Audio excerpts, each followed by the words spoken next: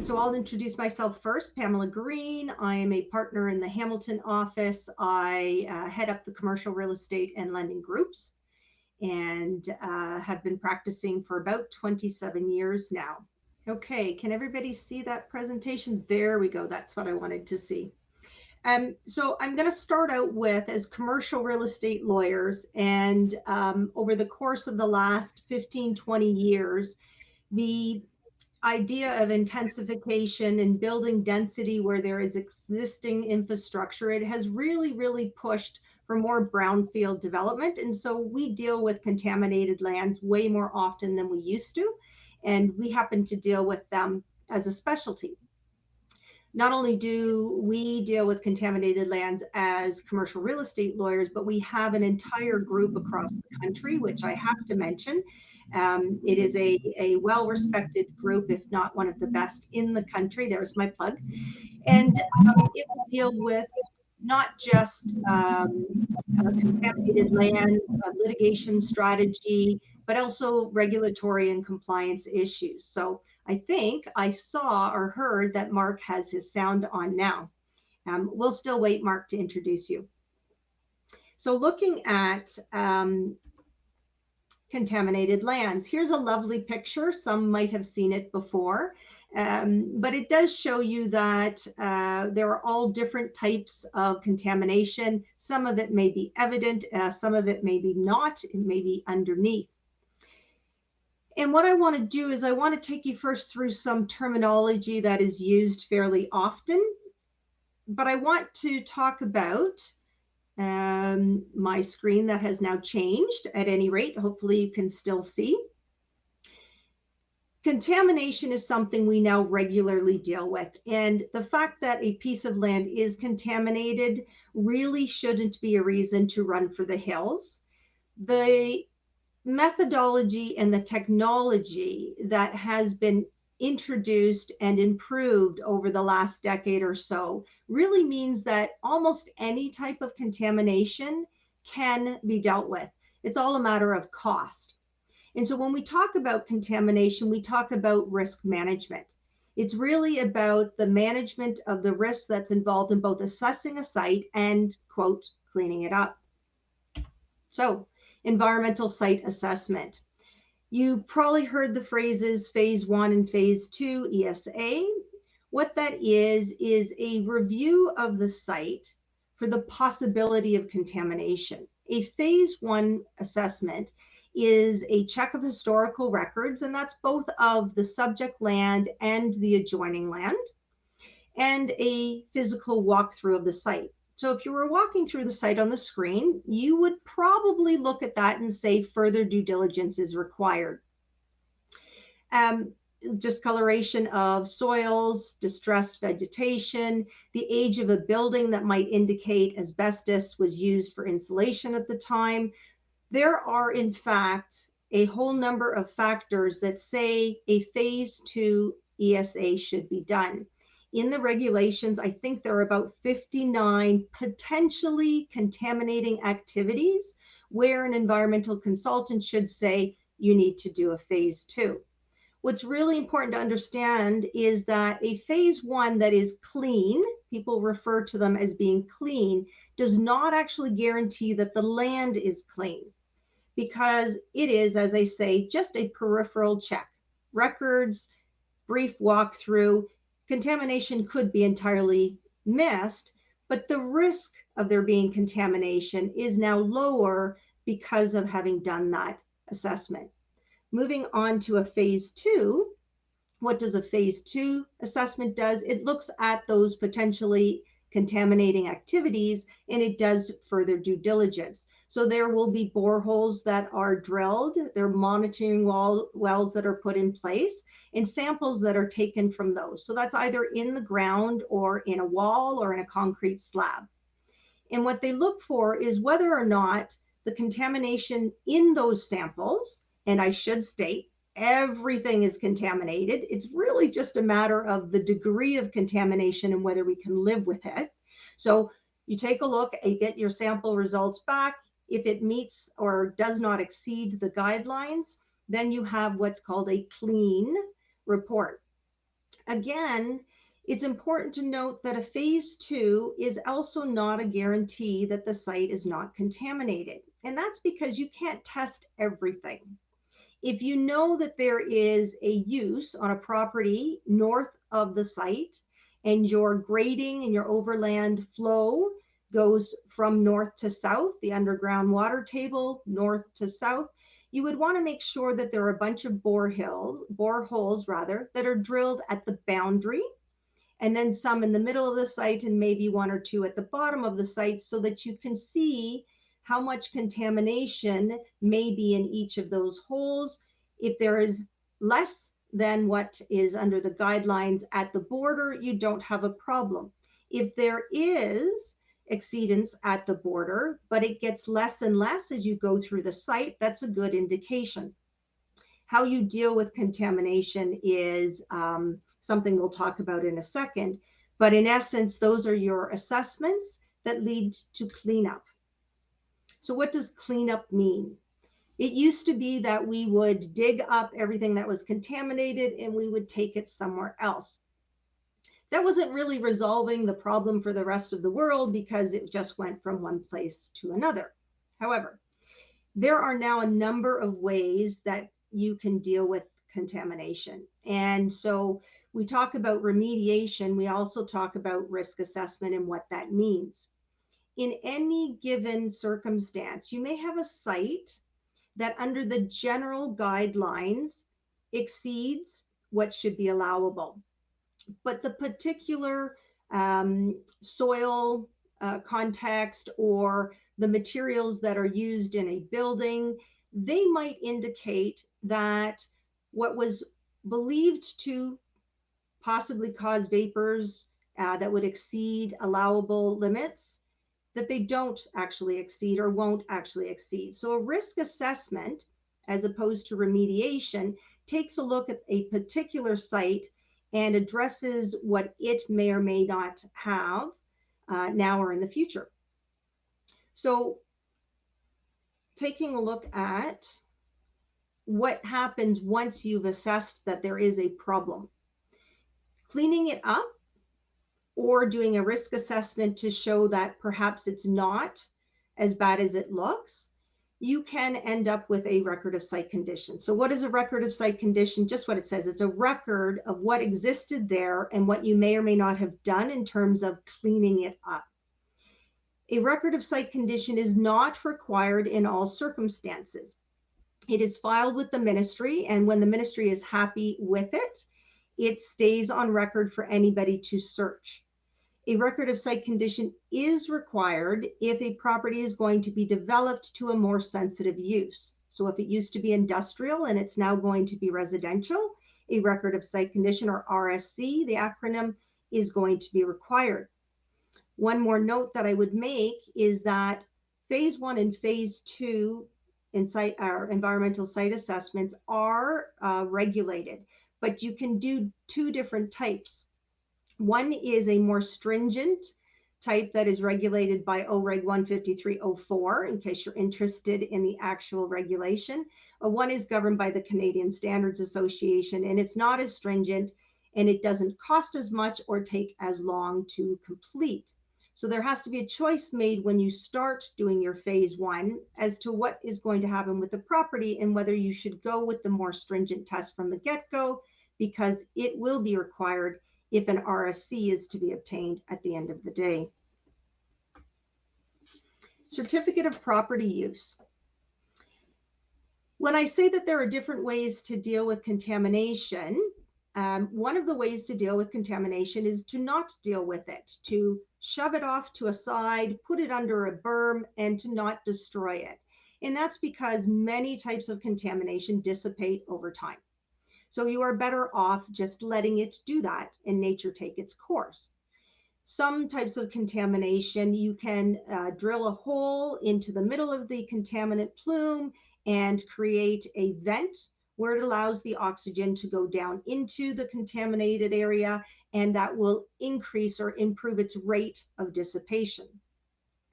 Sometimes you will enter into an arrangement with the ministry where you agree to put contamination on a certain part of the site, and to cover it so that it won't be disturbed. Sometimes that's putting it under an asphalted area. Very often it is. Sometimes it is not possible to deal with that contaminant on site, and it has to be trucked off to a phase 3 facility. That costs a lot of money. Anytime you have to pick up dirt and transport it somewhere, that's costly. If it has to go into a phase 3 facility, that is also very costly. So there are all of these things that you can do. If the remediation plan for a particular site involves things like either not disturbing, or if you disturb, you have to follow steps A, B, and C, the ministry will insist that there is a certificate of property use, or CPU, registered on title to the land. Excess soils regulations.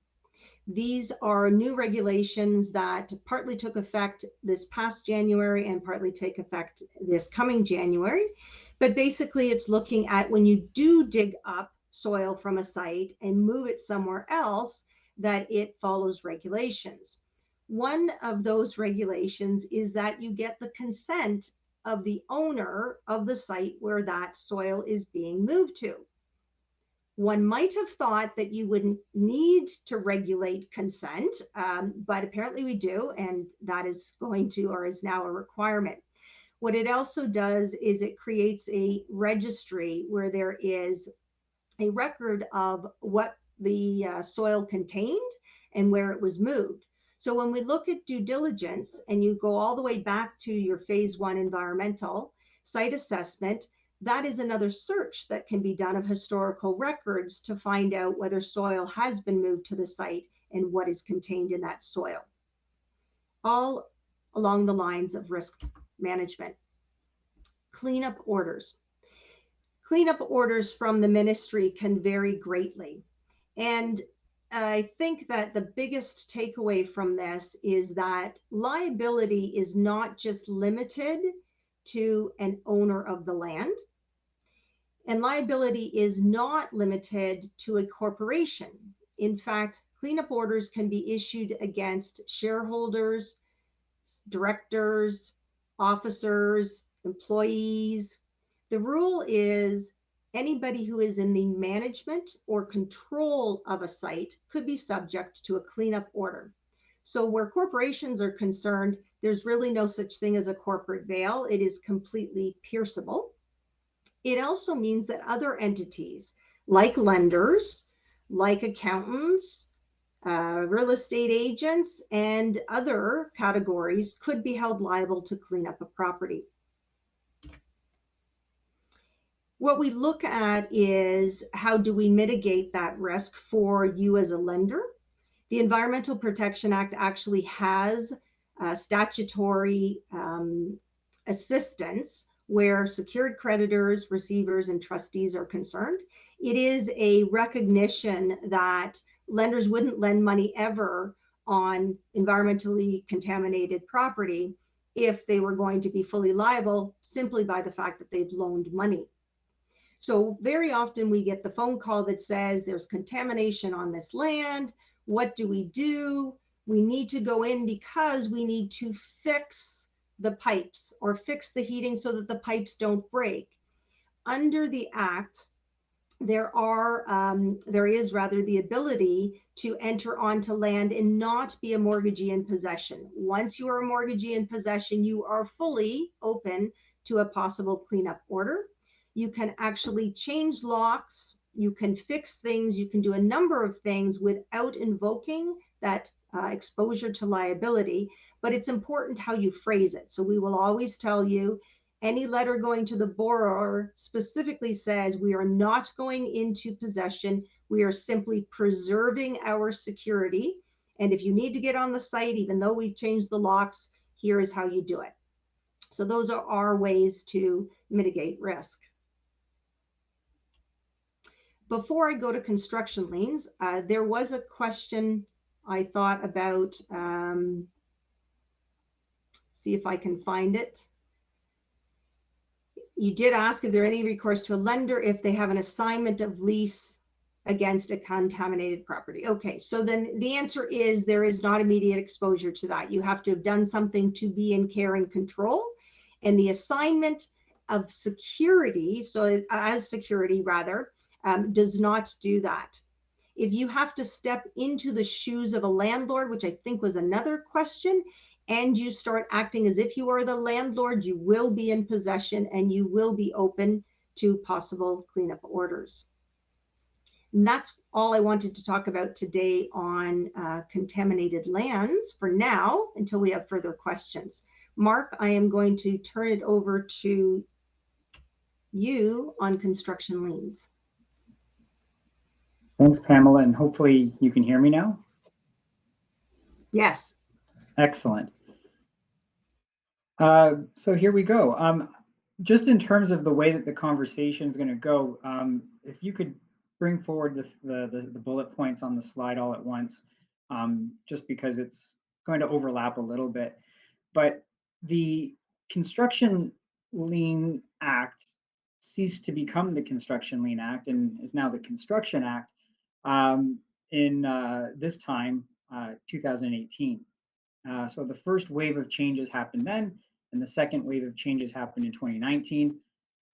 Everybody thought that it was going to be the biggest change in the world, and it was a pretty big change, but it wasn't a drastic change. And that's kind of the point to make, is that you should be aware of changes, the changes that are happening that are required, but to understand how they integrate into a loan transaction, or even the development of a site. You should be mindful of construction liens just as a matter of course. Obviously, they're a little bit more of an in-your-face event if it's a construction loan that's being advanced. The main thing is that a construction lien is a lien that a supplier of materials or improvements to the property has. It's a mechanism that they can lien the property, commence a court action, and take that through to the end. I mean, in the worst case scenario, the court can order a sale of the property in order to realize on the lien. Very, very, very rare, but that's the essence behind what the lien would do. And as a result of that, any construction lien automatically has priority over other registered encumbrances. That would include your mortgage. So understanding how the liens get there and how the liens get off title is quite important. The main immediate change on timelines is the registration, which is the preservation of a lien, and the filing of a court action, which perfects the lien. So it used to be 45 days to register a lien and another 45 days to preserve it for a 90-day cycle. Once a project has been substantially performed, that's a critical term in the Construction Act, but once it's been substantially performed, or if you're dealing with a subtrade or subcontractor, when they've completed their portion, they've left the site, that's when the time starts running. So now you have 60 days, or someone will have 60 days to register a lien. And then they would have an additional 90 days, so a total of 150 days for a life cycle to get a court action started and to be registered on title. That court action, notice of that action has to be registered on title. That's called perfecting the lien. If the claimants don't register the notice of the lien or the certificate of action within that time frame, they're out of luck. But if they do, then everybody has to kind of figure this out. Registration of the court action has an effect called sheltering other liens. And as a result of that, they can perfect other liens related to that project that so they don't need to go off and get their own certificate. So it's important that that not only the owner of the lands, which in this case would be the borrower, but also the lender, has available to them someone who can access a subsearch of title and can determine if liens have been registered properly within the timeframes, and if there's sheltering under the liens. And the implication of sheltering is that it can preserve and perfect other lien claimants, more than just the ones that have started the action. There's a holdback obligation. So every payer, someone who's obligated to make a payment down the chain, which would include a lender, through to the borrower, the owner of the lands, and the contractor, to the extent the contractor has subtrades and suppliers. They're obligated to hold back 10% of the invoice. So if it's a progress draw, 10% of that needs to be held back for the duration of the holdback obligation under the project, which is typically 60 days following substantial performance of the entire contract. There have been changes to the Construction Act to allow, in certain limited circumstances, for early release of holdbacks, but those would involve construction projects that last over 2 years and have a very high monetary threshold. That 10% holdback obligation is a trust, essentially, and if any payer along the chain fails to make that holdback, they're liable to subsequent lien claimants for the trust that's established against that holdback. Essentially, that holdback doesn't go to the borrower, it doesn't go to the contractor, it's entitled to go to those who haven't been paid. And so that's why it's considered a trust. And the Construction Act has been updated to deal with that as a trust situation. So you're looking at breach of trust in connection with failing to hold back. The borrower owner is also obligated to have certain trust reporting requirements, trust accounting requirements in connection with projects on the lands. That's something that might actually benefit lenders in connection with that, because it would require that lenders may have an opportunity to look at the borrower's accounts and ensure that they are also holding accounts for construction projects in a proper way. One of the new items that has been added to the Construction Act is a prompt payment regime, which means that the expectation is that payment is supposed to flow on a construction project pretty regularly. And if it doesn't, there's going to be new mechanisms in order to enforce payment or resolve the issues relating to why payment hasn't been made in a more expeditious manner. The prompt payment regime starts with the delivery of a proper invoice. So when there's a construction draw or any kind of request for payment, it's done against a proper invoice. And this is a defined term, not only under the Construction Act, but probably also in the construction project, the agreement. And it stipulates what needs to be included in there. So standard things like names and contact information, maybe evidence of insurance and other things like that are stipulated, and the proper invoice has to be complete for the time frame to start running. One thing that is no longer proper for a proper invoice is that a proper invoice can't be deemed complete if it's conditional on having, just say, an engineer go in and certify that the work for that payment has been completed. It's a little bit of a deviation that you see from how things tend to have been in the past. In many cases, owners and lenders particularly wanted to have some kind of engineering certificate that said, well, if you're getting paid for these 12 things that are on this invoice, we want to know that it's been installed in accordance with the contract. That verification cannot be tied to the commencement of the time frame for a proper invoice to have been met. Doesn't mean that that can't still happen, but the payment obligations flow right away. So that's an important consideration when you are factoring in your own conditions to advancing on construction loans. If a proper invoice has been given, the payer has 14 days to determine if they are going to not make payment. So it's a very, very quick turnaround. But within that 14 days, the owner or the lender, more specifically, it's usually the owner, will have 14 days to issue a notice of non-payment to the contractor. And then that would essentially go down the chain. That formal notice, there's a proper form for that under the Construction Act, will require that there's an explanation as to why payment hasn't been made in full or in part. And the explanation may indicate that some people might get paid and some people might not get paid as a result of that reason. Assuming that there are no issues and that payment can be made subject to the 10% holdback, then the expectation is that the payment is made within 28 days of the proper invoice having been submitted. So that, and then 7 days after receipt of that payment, the contractor has to pay everybody down the chain, and so on and so forth, until everybody has been paid in full.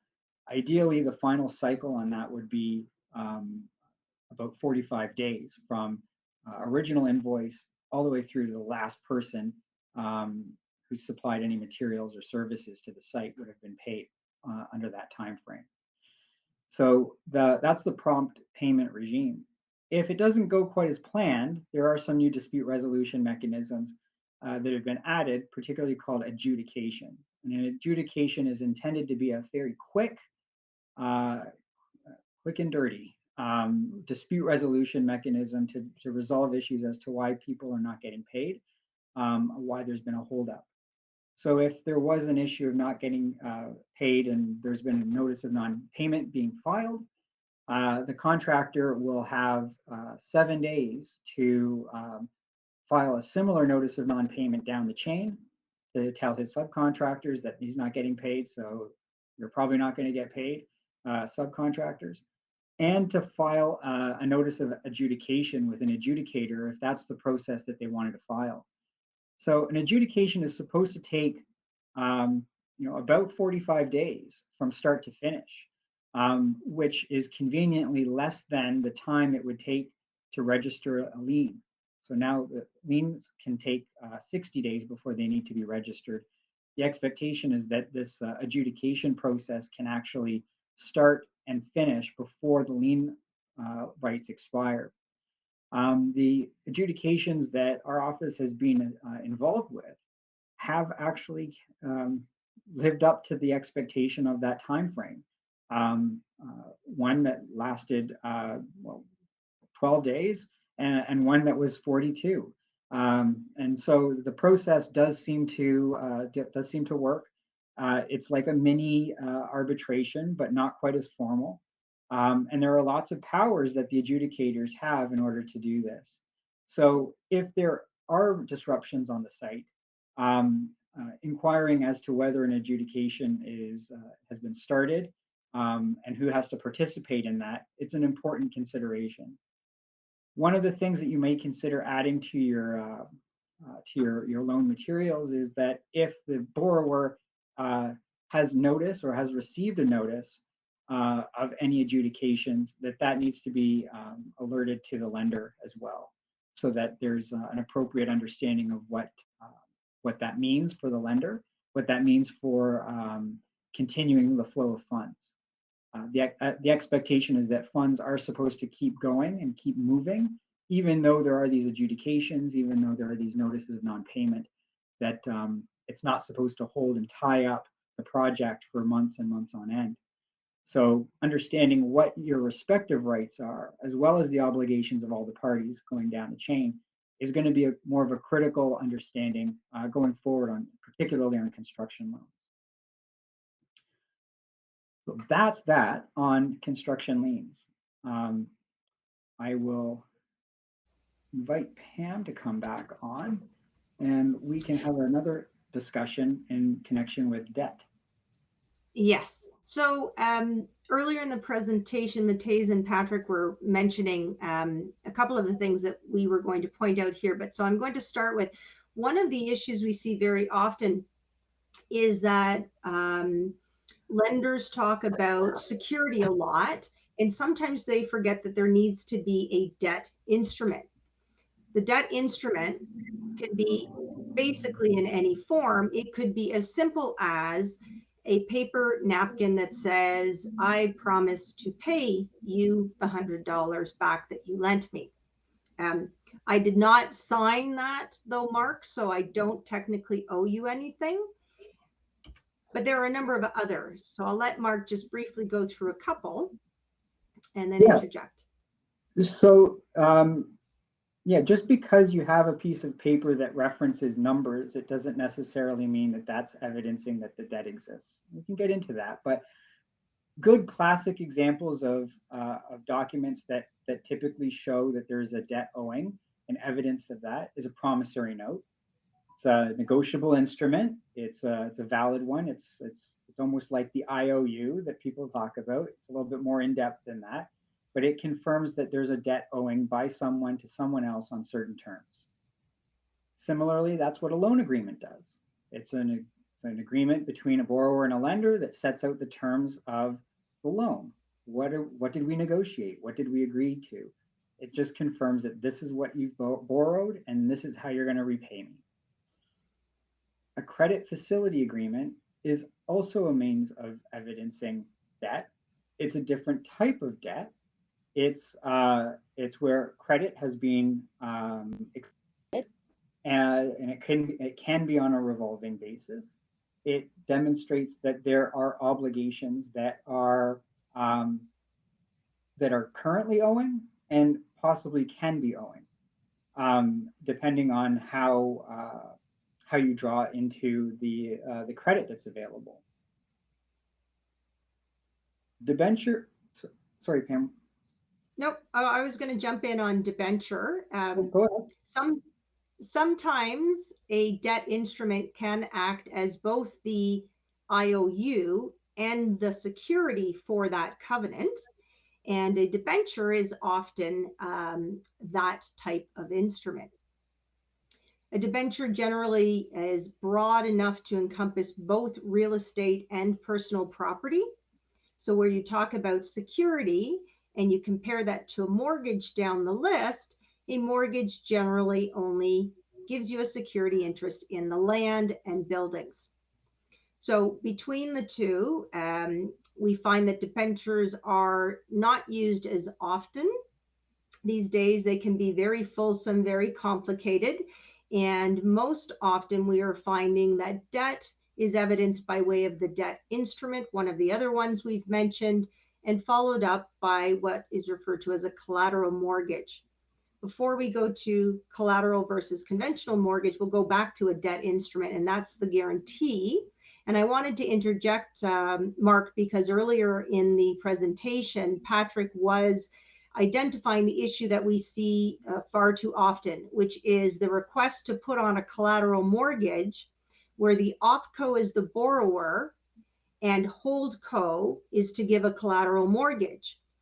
The collateral mortgage is only valid if there is an underlying debt instrument, because a collateral mortgage is just that. It's collateral to something else, and that something else has to be in writing. Hence, a guarantee would be required in that example. Anything else on those, Mark? No, I think that's exactly it. The guarantee it's important because the guarantor tends to not have or may not have a direct interest in some of the primary assets. So so getting the guarantee document is critical on establishing the debt obligation. So establishing the obligation with the primary borrower and the lender, but then saying, I'm going to guarantee that obligation, which in itself is a new obligation. So it's just making sure that everything is aligned. Okay. And we did talk about conventional versus collateral. Conventional mortgage is both your IOU and your security for that IOU, as opposed to the collateral mortgage that we talked about. The next sort of couple topics that we thought we would chat about are like, who is your real borrower, and some different ways to hold title to real estate. And so we're going to start with beneficial owners. So Mark, tell us what a trustee is. So trustee is somebody who holds property in trust for the benefit of the real owner.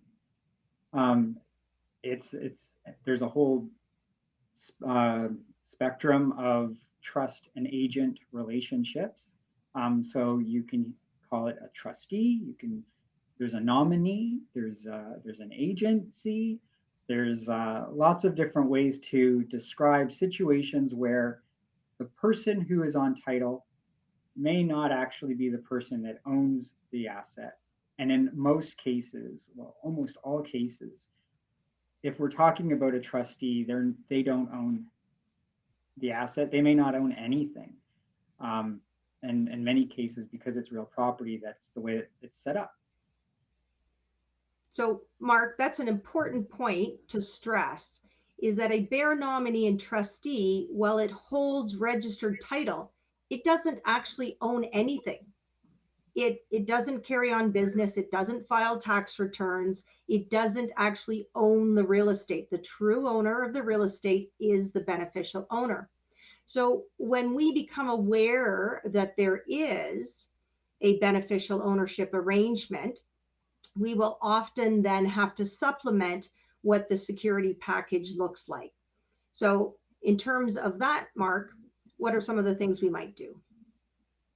So just one quick step back for context and why this is actually not always an easy thing to spot, because the land title system that we operate in Ontario actually doesn't permit evidence of a trust on title. So it's not very clear that somebody is a trustee or somebody is a beneficial owner just by looking at title.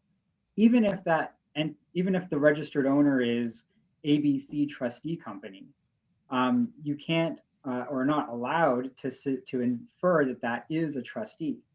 It might give you a good hint, but just because it's on title that way, we can't rely on it. So the critical issue, particularly at the outset on any kind of lending situation, is to say who is the registered owner of real property and who is the beneficial owner of the property, and literally just ask the question.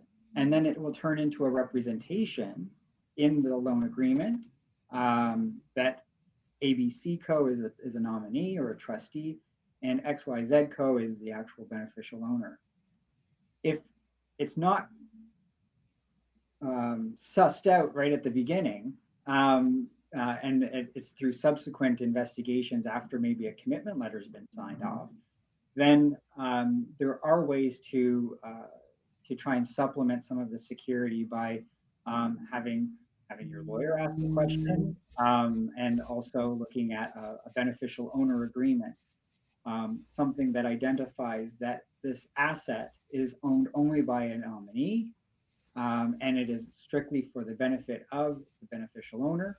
The nominee can't do anything or decide anything without the beneficial owner actually directing it to do something.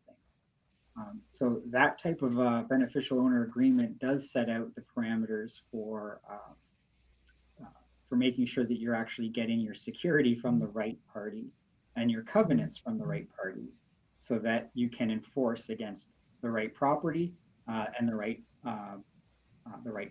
persons. So, Mark, people might be saying, well, what happens if you didn't know there was a nominee only on title?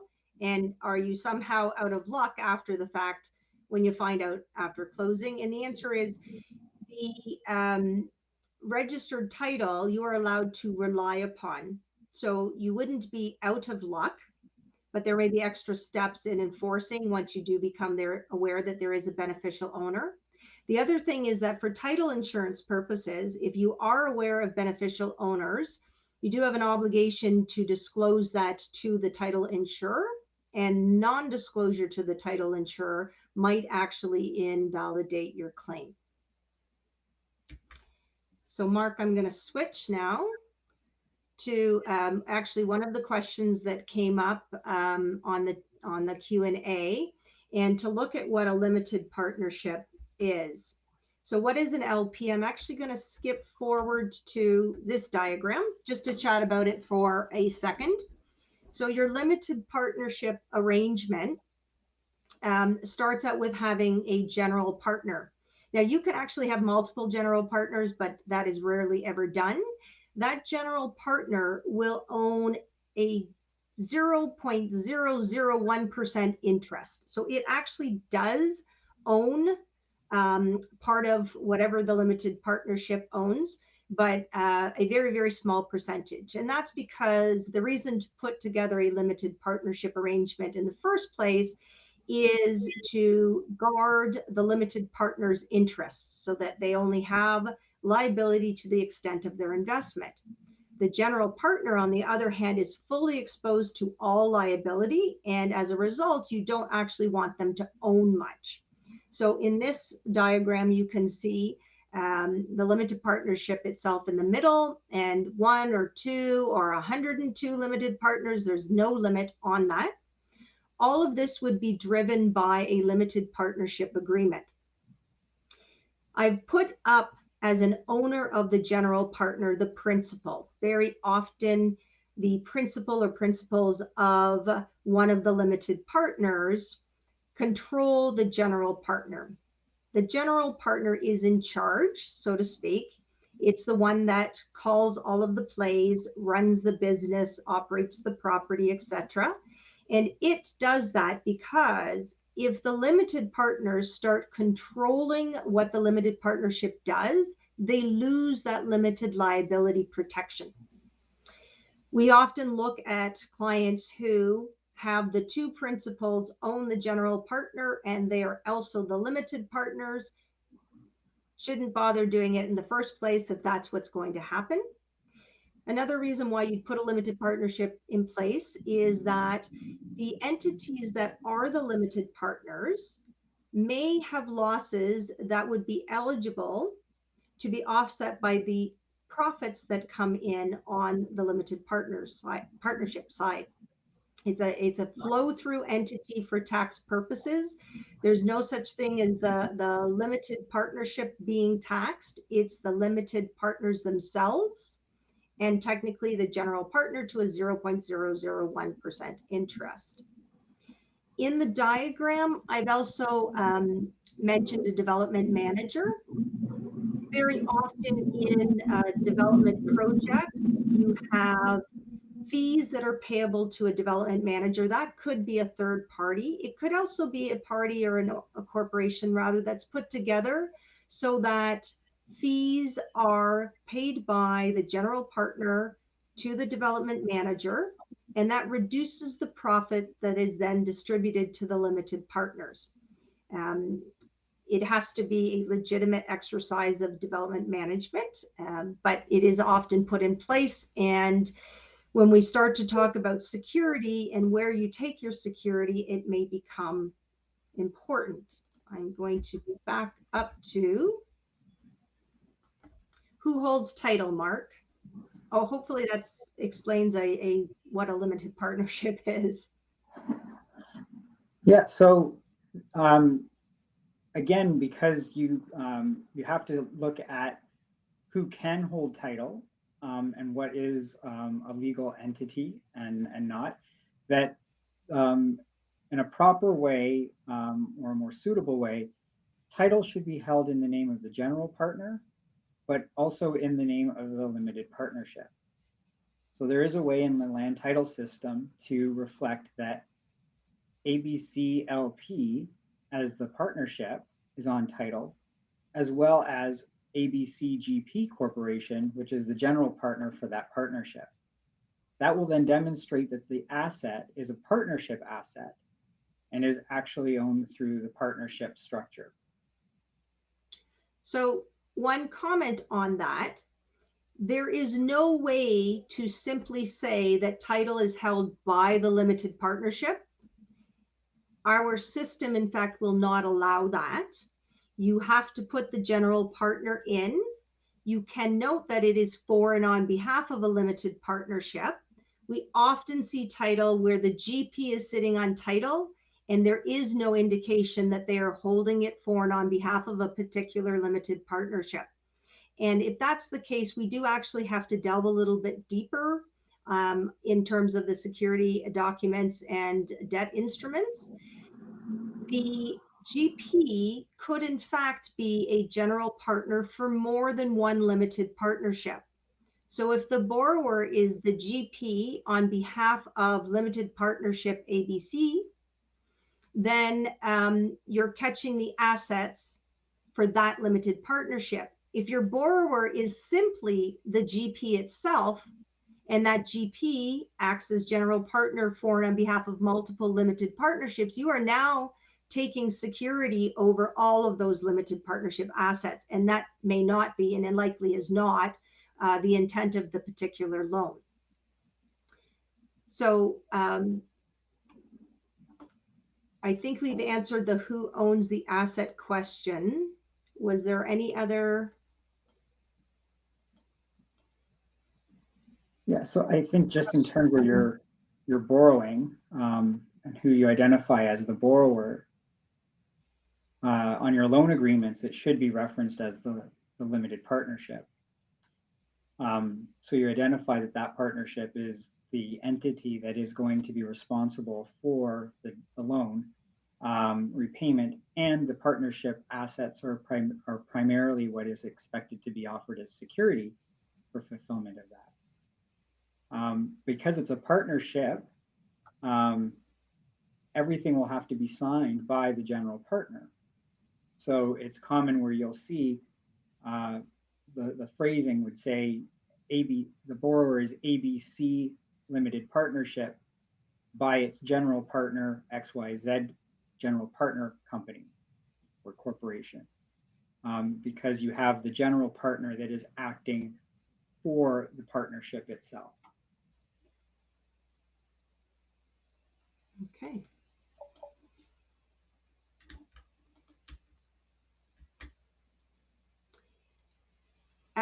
Mark, we put this slide in to maybe briefly talk about leases and some due diligence. We are rapidly running out of time, so maybe we'll make this one a little bit shorter. I've put in a little bit of a sarcastic, why bother reviewing leases? And maybe you can give us a 60-second answer. Well, leases are interests in the property. So to the extent that you are aware of leases, they could actually have priority over the loan security. If they are registered on title, they will. And so understanding what rights are included in the lease, both in terms of the landlord and the tenant, understanding what kind of revenue can be generated from them, how long the tenant is going to stay there, what the tenant can do to the property, because tenants can sometimes do things like demolish portions of their premises, and that's not considered waste to the property. But from your perspective as the lender, you may say, well, wait a minute, I don't know if I want this tenant to run around and demolish things unless we know that they have to build it back up in a certain way within a certain time frame. So there's lots of little hidden gems in connection with the leases that are directly related to your security and your security interest in not only the premises, but also what you find on the premises. And that might actually lead into a discussion on what the landlord's waiver does, is that to the extent that from the lender's perspective, you're going to be able to on everything that you can. So on mortgage enforcement, that'll be the real property in the buildings. And from a general security agreement perspective, you want to be able to realize on the assets that are in the buildings that belong to the landlord. Well, sometimes it's not very easily discerned what is owned by the tenant, what's owned by the landlord. Does the tenant get to use these leasehold improvements even though they've actually been they are now owned by the landlord? So the lender doesn't really want to get too far into the weeds on that. So landlord's waiver does try and set out, particularly when you're lending to a tenant, what those assets are that the lender has priority over, and what the landlord is prepared to acknowledge that it doesn't have any interest in. So it's usually when you're talking about things like inventory, tenant's inventory, that the landlord would look at it and say, well, if you don't pay your rent, I want to come in and take that and sell that. And the lender says, well, if they don't pay, then they're probably not paying their loan either. And we want to be able to go in and seize that and sell that. And so the landlord's waiver is a preemptive document that says, these are ours to enforce against, and those are yours to enforce against. And there's a little bit of a back and forth on the negotiation over the extent of that. So it's always important from a lending perspective to understand what it is that you're after, why you're after it. And sometimes that involves better understanding the borrower's business. If all they really have is their inventory, then you want to be able to force a landlord's waiver that's a little bit more in favor of the lender, to ensure that you do have access to that. Because if you're taking security against a tenant, you're probably not taking too much security over real property interests, even if it is maybe limited to the assignment of the lease. So back to the due diligence, rather, on leases. If the bulk of your security is about the rental income stream, then it's really important to make sure that the rent roll is verified. You may look like you're getting $100,000 in rent, but if it's pursuant to leases that are about to expire, or leases that have termination rights that could stop that rental stream within a short period of time, those are really important factors in assessing what that rental stream is. So Mark, in the chat, there was a question about title insurance. I thought maybe we would briefly talk about title insurance. Yeah, so title insurance with respect to protecting a lender, let's say more specifically, and what does that do? So title insurance, first of all, is not really a substitute for legal advice. It does try and streamline the process and underwrite certain risks that are largely unknown or unknowable given timeframes usually. So that the lender has some assurance in the form of an insurance policy that the lands are good and marketable and that its security is in the right priority position. So sometimes there are things that we can't readily see. We can't necessarily right away tell if they've given, if the borrower has paid all of their taxes, whether it's income taxes or property taxes or whatnot. And if those taxes that go unpaid become super priority liens against the property, and therefore they trump your registered mortgage. And so title insurance has certain coverage endorsements available to it to protect against those types of risks, so that if you had to enforce against your mortgage and all of a sudden realized, wow, there's $20,000 of unpaid taxes here that need to be addressed, and that wasn't disclosed or confirmed prior to advance, a claim against the title insurance policy could actually effectively remove that priority claim by paying out those arrears or repairing the issue altogether, and thereby giving you what you thought you had in terms of a priority mortgage on good and marketable title. Yes. So two points there, Mark, that you were making. Title insurance does not necessarily replace due diligence. And in fact, most title insurance policies require us lawyers to undertake a certain amount of due diligence, depending upon the value. We may be doing essentially all due diligence we might otherwise do.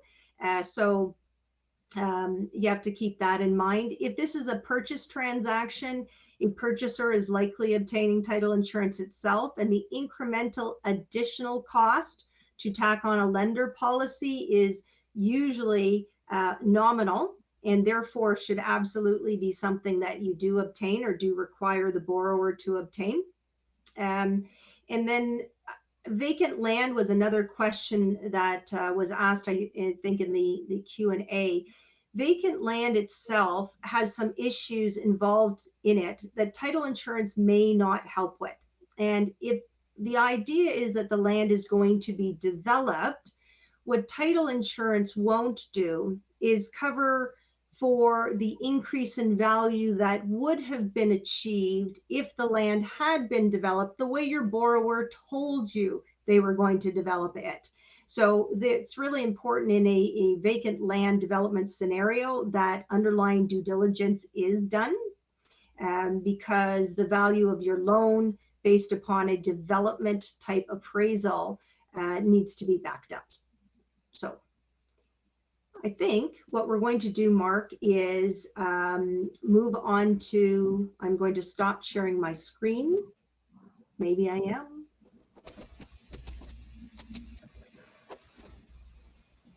All right, back to us. If we want to read our conclusory notes, I'll start, Mark, and then we'll move in to our second part of the presentation. So we wanted to thank everybody for joining us today. Today's presentation was on a lot of very basic topics. What we're going to be doing in February 8th of next year is continuing on with this series, but perhaps at a little bit more sophisticated level and a little bit more detail. And so we'll be letting you know when and exactly how that's going to occur shortly. But please keep that in mind. That's February the 8th.